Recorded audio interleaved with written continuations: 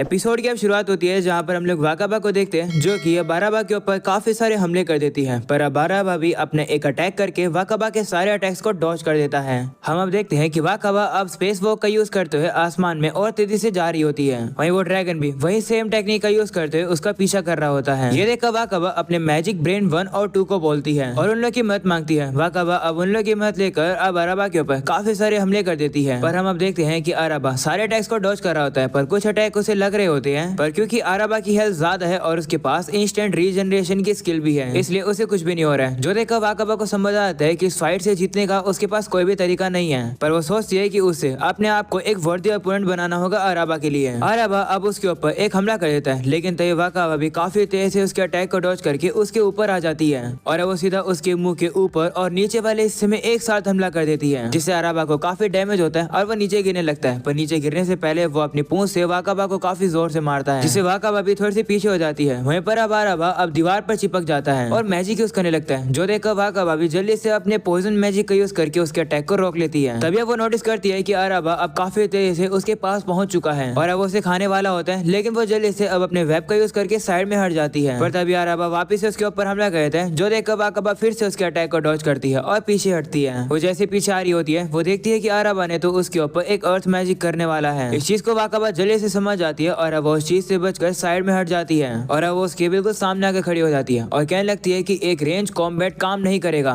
मैं इतने समय से अपनी सारी ईवल आई को यूज कर रही हूँ, पर कुछ भी काम नहीं कर रहा है। वो सोचने लगती है मैंने अनहाइलाइटिंग ईवल आई को यूज नहीं किया है, पर अगर मैं उसे यूज करूंगी तो मेरी एक आंख चली जाएगी, लेकिन मुझे अपनी आंख की अभी जरूरत है, इसलिए मैं उसे यूज नहीं कर सकती हूँ। हम अब देखते हैं कि अरबा काफी तेज से उसके पास आकर उसे पंजा मारने वाला होता है और अब वो उसके पीछे पड़ जाता है, जो देख वाकाबा को जल्दी से उसके सभी अटैक्स को डॉज करना पड़ता है। वो उसके पीछे आता आता अचानक से रुक जाता है, जो देख वाकाबा कहती है तो इसे मेरे प्लान के बारे में पता चल गया। इसे पता चल गया कि मैंने जाल बिछा रखे थे। चलो अच्छा है, ये बात तो अच्छी हुई कि ये थोड़े समय के लिए दूर रहेगा मुझसे। इसी मौके का फायदा उठाकर वाकाबा उसके ऊपर फिर से अपने पावरफुल अटैक करती है, पर अरबा उस अटैक को डॉज करता हुआ पीछे हट जाता है, जो देखकर वाकाबा उसके ऊपर सीधा और भी पॉइजन से हमला करती है। वो सही पॉइजन अब उसे लग रहा होता है, जो देखकर वाकाबा सोचती है कि वो जीत जाएगी, लेकिन तभी वो ड्रैगन उसके ऊपर और भी हमले कर देता है, जो देखकर वाकाबा डर जाती है और अब उसे पीछे हटना पड़ता है। अरबा के हमले की वजह से वाकाबा का जो वेब होता है वो भी टूटने लगता है। इसे देखकर वाकाबा जल्दी से उन्हें रिपेयर करने लगती है। उसे लगता है कि ये काम कर जाएगा, पर अरबा वापस से हमला करके उन्हें काट देता है। ये देखकर वाकाबा गुस्से में आ जाती है और अब अपने वेब को अरबा के ऊपर फेंकने लगती है, पर अरबा भी उसके सारे अटैक्स को डॉज कर रहा होता है। वाकाबा अब सोच रही होती है कि अरबा काफी ज्यादा सावधान है, क्योंकि इसे पता है कि अगर ये मेरे वेब में फंस जाएगा तो उससे बाहर निकलना काफी मुश्किल होगा,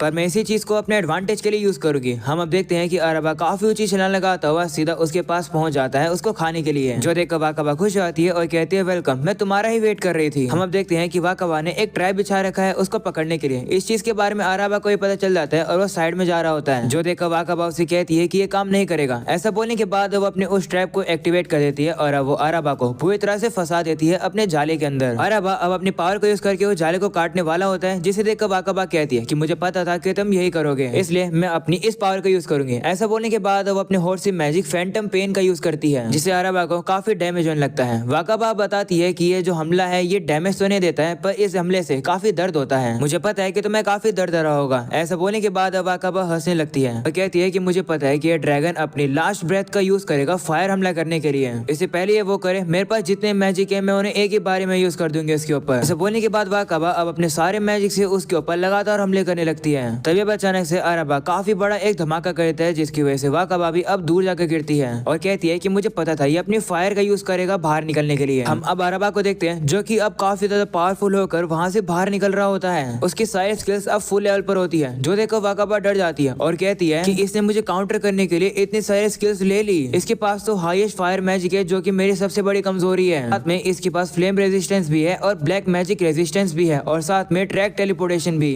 मैं पहले भी ऐसे लोगों से लड़ चुकी हूँ जो कि काफी टेक्निक लगाकर मुझसे लड़ते हैं, पर किसी ने भी कोई प्लान मुझे हराने के लिए यूज नहीं किया है। मैंने पहले नोटिस किया था कि अरबा के पास 40,000 स्किल पॉइंट्स थे, पर अभी उसके पास सिर्फ 100 ही बचे। इसका मतलब उसने अपने सारे स्किल पॉइंट्स का यूज कर लिया, जो कि वो इतने समय से स्टोर कर रहा था। उसने इतने सारे स्किल पॉइंट्स का यूज सिर्फ मुझे मारने के लिए कर दिया है। ये देखकर वाकाबा कहने लगती है कि तो काफी खतरनाक है। इसका मतलब है कि अरबा मुझे एक खतरा मानता है। अगर ऐसी बात है तो मुझे एक अच्छा रिस्पॉन्स देना होगा, पर मैं क्या करूँ? तभी हम देखते हैं अरबा को, जो कि हमला करके एक स्पाइरल तरीके से फ्लेम का एक रास्ता बना देता है, जिससे कि वाकाबा वहां से जा ना पाए और अब उसके पीछे आ रहा होता है। ये देखकर वाकाबा डर जाती है और कहती है कि ये तो चीटिंग है। वाकाबा सोचने लगती है कि आराबा के ऊपर खुद ही आग लगी हुई है, क्या इसका मतलब वो अपने आप को ही डैमेज करके खत्म कर लेगा। तभी वो उसकी हेल्थ को नोटिस करती है और वो देखती है और कहती है अरे इसकी तो हेल्थ बिल्कुल भी कमी नहीं है, ऐसा इसलिए शायद से इसके पास ऑटो रिकवरी है, मतलब फायर से इसे कुछ भी नहीं होगा। हम अब देखते हैं कि आराबा उसके पास पहुंच जाता है, इसकी वजह से वाकाबा को आगे बढ़ना पड़ता है और अब वो देखती है कि आगे की तरफ तो एक इन्फर्नो है जो कि नीचे की तरफ जा रहा है, इसलिए वो नीचे नहीं जा सकती है। इसलिए अब वो काफी तेजी से दौड़ लगाकर आराबा के अटैक से बच रही होती है। इतना तेजी से भागने की वजह से उसकी जितनी भी एक्सेलरेशन स्किल्स होती है वो इवॉल्व होने लगती है, जो देखकर वाकाबा कहती है कि स्किल्स इवॉल्व होना अच्छा है पर ये काम अभी नहीं आएगा।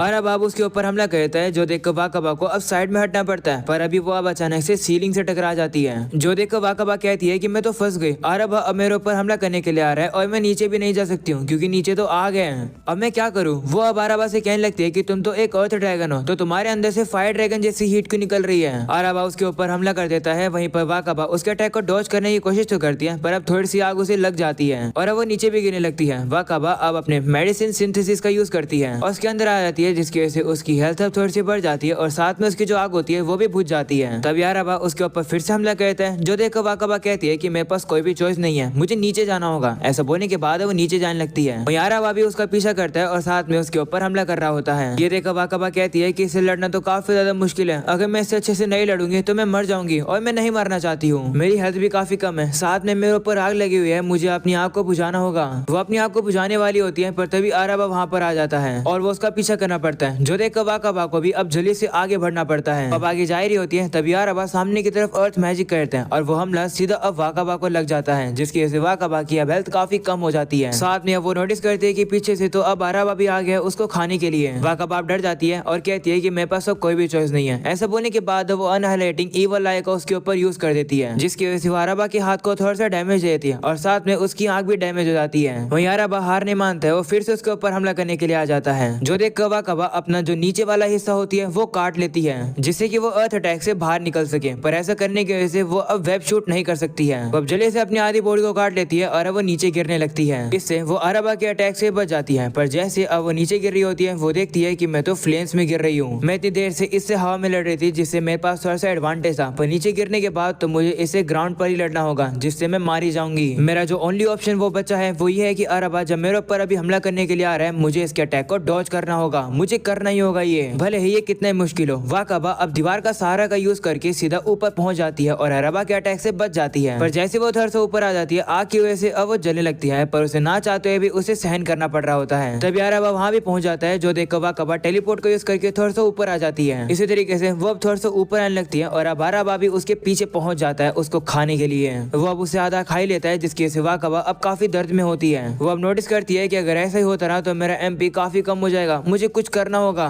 तभी अब वो आराबा के मुंह के अंदर रोट अटैक कर देती है, जिससे कि उसका मुंह गल जाता है और अब वो उसके मुंह से बाहर आ जाती है, जहाँ वाकाबा अब वापस अपने मेडिसिन सिंथेसिस का यूज करके थोड़ी सी हील हो जाती है। वहीं आराबा अब नीचे गिर रहा होता है, पर तभी अब अचानक से वो वापस से काफी तेज से उसके पास पहुंच जाता है। वाकाबा के अंदर बिल्कुल भी ताकत नहीं होती उससे लड़ने के लिए, वह सोचती है कि ये मुझे मार ही देगा, पर कोई बात नहीं, मैंने काफी अच्छी फाइट करी। तभी वाकाबा को अब याद आने लगता है कि किस तरीके से उसने यहाँ सर्वाइव किया था, उसने बहुत ही ज्यादा मेहनत करी है यहाँ तक पहुंचने के लिए, और वो वापस से खड़ी हो जाती है और कहती है कि मैं हार नहीं मानूंगी, फिर से इसके ऊपर अपनी एनालाइटिंग ईवल आई यूज करूंगी। आराबा उसके ऊपर हमला करने के लिए आ रहा होता है और अब वाकाबा उसके ऊपर ईवल आई यूज कर देती है, जिससे आराबा को बहुत ही ज्यादा डैमेज मिलता है और अब वो नीचे गिर जाता है। वाकाबा की ताकत भी पूरी तरह से कम हो जाती है और अब वो भी नीचे आके गिर जाती है। वाकाबा अब अपनी और पावर स्किल का शुक्रिया करने लगती है, जो कि उसने थोड़े समय पहले यूज करी थी, जो की थी स्लोथ। वाकाबा अब अपने आप को हील करती है और कहती है कि मैं जीत गई, मुझे पक्का पता है कि अब आराबा और नहीं लड़ सकता है। इस फाइट को जीतने के लिए मुझे आराबा को फोर्स करना पड़ा कि वो अपने सारे एचपी यूज करे, क्योंकि शुरुआत से मेरा प्लान नहीं था आराबा की एचपी को कम करना। हमें अब पास का सीन दिखाया जाता है जहाँ पर वाकाबा प्लानिंग बना रही थी। वो कह रही होती है कि आराबा स्टेटस कंडीशन को न्यूट्रलाइज कर सकता है, फिजिकल और मैजिक अटैक के खिलाफ उसका डिफेंस भी काफी स्ट्रॉन्ग है, उसके पास ऑटो रिकवरी है, जिसकी वजह से मैं उसे ज्यादा डैमेज भी नहीं दे पाऊंगी, मुझे कोई नई स्किल ढूंढनी होगी। वाकाबा को अब स्लोथ नाम की स्किल मिलती है, जिसका यूज करके वो उसके अपोनेंट के एचपी, एमपी और एसपी को ज्यादा फास्ट गिरा सकती है। सीना वापस से प्रेजेंट का आता है, जहाँ वाकाबा कहती है कि तुम एचपी और एमपी को तो रिकवर कर सकते हो ऑटो रिकवरी से, पर एसपी को नहीं, और लिविंग क्रिएचर जिसकी एसपी 0 हो जाती है वो मर जाते हैं। भले आराबा मुझसे कितना भी ताकतवर हो, उसने अपनी सारी स्किल्स लगा दी मुझे हराने के लिए, जिसकी वजह से उसने अपना काफी एसपी लगा दिया, और शुरुआत से मैं यही चाहती थी और वो मेरे प्लान में फंस गया। ऐसा बोलने के बाद वाकाबा उसके ऊपर हमला करने वाली होती है और कह रही होती है कि भले तुम्हारा डिफेंस कितना भी हो, मैं इतने सारे हमले करूंगी तुम बच भी नहीं पाओगे, उम्मीद है तुम्हें मेरे साथ लड़ने लड़ने में मजा आया होगा, ये जगह मुझे काफी ज्यादा ट्रॉमेटाइज करती है और अब मैं इसी जगह पर तुम्हें हराऊंगी और अपना कॉन्फिडेंस वापस पाऊंगी। तभी अचानक से आराबा अपनी हार मान लेता है और वाकाबा के अटैक को खाने के लिए तैयार हो जाता है। ये देखकर वाकाबा काफी गुस्से में आ जाती है और कहती है कि मैंने तुम्हें हरा दिया, तुम्हें ज्यादा फ्रस्ट्रेटेड दिखना चाहिए। वो अब देखती है कि आराबा की हेल्थ अब पूरी तरह से कम होने लगी है, पर फिर भी वो कुछ नहीं कर रहा है, वो बस ऐसे खड़ा है। जो देखकर वाकाबा गुस्से में आ जाती है और कहती है कि क्या तुम इस एंडिंग से सेटिस्फाई हो? तुमने अपना बेस्ट दिया ना, तो तुम रिग्रेट क्यों कर रहे हो? तुम इतना इजीली गिव अप कैसे कर सकते हो? क्या तुम और ज्यादा हार्ड नहीं लड़ सकते हो? तुम्हें अपनी जान की भीख मांगनी चाहिए और सर्वाइव करने की कोशिश करनी चाहिए। तुम्हें और ज्यादा स्ट्रगल करना चाहिए, क्योंकि अगर तुम मारे जाओगे तो तुम्हारा खेल खत्म हो जाएगा। आखिर तुम अपनी लाइफ को इतना इजीली गिव अप कैसे कर सकते हो?